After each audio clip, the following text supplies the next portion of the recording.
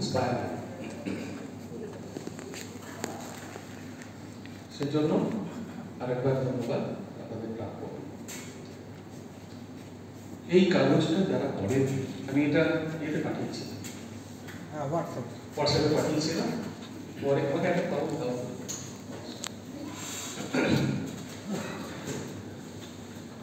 আজকে সকালে প্রিন্ট নিয়েছি, নিজের প্রিন্টারে এটা প্রিন্ট নিয়েছি। প্রিন্ট নিতে গিয়ে পঞ্চায়েত বানানটি এটা ঠিক করেছি। কিছুদিন ইচ্ছিল না, যেখানে বাংলা ওয়ার্ডে করছিলাম ইচ্ছিল না, এই দু জায়গায় ছিল পঞ্চায়েত। আর একটা হচ্ছে লাস্ট প্যারাতে, লাস্ট প্যারার লাস্ট যে পয়েন্ট, সেখানে শেষের যে বাক্যগুলো সেখানে একটু পরিবর্তন করছে, বাকি সব একই আছে। আমি অনুরোধ করি কাগজটা রাখবো, কারণ এই কাগজের মধ্যে প্রত্যেকটি শব্দের মধ্যে একটা বিশেষ তাৎপর্য রয়েছে, যা কিছু ভাবনা চিন্তার উপর ভিত্তি করে আজকের এই কর্মশালার আয়োজন করা হয়েছে। তার সব বীজ এর মধ্যে সুপ্ত হয়েছে, কখনো প্রকট হয়েছে। সেই জন্য কাগজটি খুব গুরুত্বপূর্ণ, সম্পর্ক রইলে আমি রিভাইজ ভাষাটা শুনি। আমরা প্রথমেই খুব দ্রুত পরিচয় করে নিই। এখানে যারা আছে তাদের অধিকাংশই আমার সঙ্গে দীর্ঘদিন ধরে আমার পরিচয় রয়েছে। তবু যারা এই উদ্যোগের সঙ্গে যুক্ত হয়েছে নতুনভাবে, তাদের খুব সংক্ষেপে বলি, আমি দিলীপ কুমার পাল, WBCS এক্সিকিউটিভ হয়ে জয়েন করি। জেলা থেকে আমি SIRD কল্যাণীতে যাই, সেখানে ডেপুটি ডাইরেক্টর, তারপর জয়েন্ট ডাইরেক্টর। আমি ডেভেলপমেন্টের, যেখানে আমি খুব বিভিন্নভাবে কাজ শিখেছি। আর কাজ শিখেছিলাম মেদিনীপুরে, ডিস্ট্রিক্ট প্ল্যানিং অফিসার হিসেবে প্ল্যানিংয়ে শেখার হাতে করি সেখানে।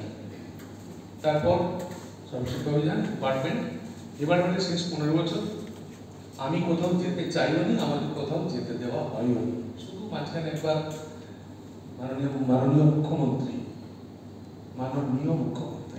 শ্রী বুদ্ধদেব ভট্টাচার্য, তিনি চেয়েছিলেন আমি এক জেলা শাসক হই, কিন্তু তখন আমি রাজ্য জুড়ে একটা বড় প্রোগ্রাম করার জন্য ডিজাইন করছিলাম।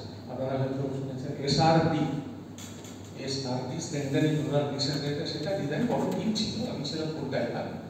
আর ওয়ার্ল্ড ব্যাংক প্রজেক্ট, তারও ডিজাইন, সেখানে আমাদের ফুল টিম নেই, এটা করেছিলাম।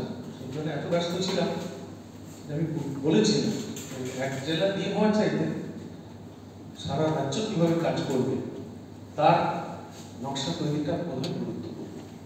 তো তিনি রাজি হয়েছিলেন, সেই জন্য কোথাও যাইনি। আমি ছিলাম ক্যাপাসিটি বিল্ডিং, ট্রেনিং, নন ট্রেনিং ইন্টারভেনশন, এই একটা। দ্বিতীয় হচ্ছে প্ল্যানিং, ডিসেন্ট্রালাইজ প্ল্যানিং। আর তৃতীয় হচ্ছে পঞ্চায়েত পলিসি রিফর্মস। এইগুলো হচ্ছে কর্মক্ষেত্র। আমাকে অ্যাডভাইজার এবং চেয়ারম্যান আপনি পঞ্চায়েত পলিসি রিফর্মস কমিটি করা হয়েছিল, পঞ্চায়েত দপ্তরে কাজ শুরু করেছিলাম, কিন্তু সেগুলো আর কেউ খুলে দেখে, জমা দিয়ে দিয়েছিলাম।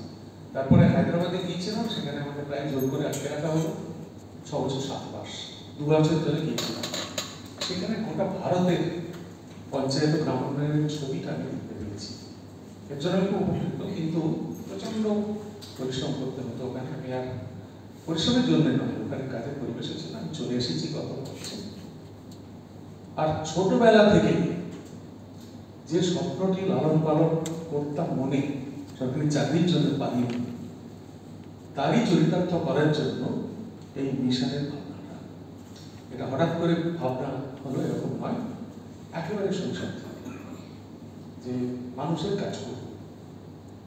এই থেকে আমি একটু নিজের পরিচয়টা একটু বেশি করে বলেই ফেললাম, কারণ যেহেতু আমি এই কর্মকাণ্ডে আমি হব ফুল টাইমার বা হোল টাইমার বলে যে কনসেপ্ট আছে, এক্সিকিউশন অফ রেসপন্সিবিলিটিস, তো সেই জন্য আমাকে একটু যারা জানেন না তাদের একটু জানা দরকার। আর যারা আমার প্রত্যক্ষভাবে আমার সঙ্গে কাজ করেছে বা আমি যাদের সঙ্গে কাজ করেছি, তারা আমাকে খুব ভালোই চেনে, আমার শক্তি, আমার দুর্বলতা সবচেয়ে।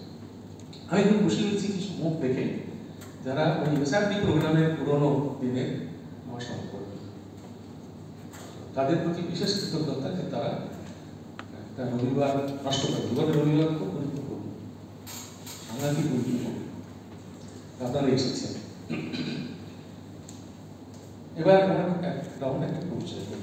পরিচয়ের মধ্যে এগুলো রাখুন, নাম, কি কাজ করে বা করতে অবসরপ্রাপ্তদের ক্ষেত্রে, আর কোথা থেকে এসেছে। তাহলে নাম, কোথা থেকে এসেছে, আর কি কাজ করে বা করতে, এইভাবে খুব সংক্ষেপে পরিচয়টা করে।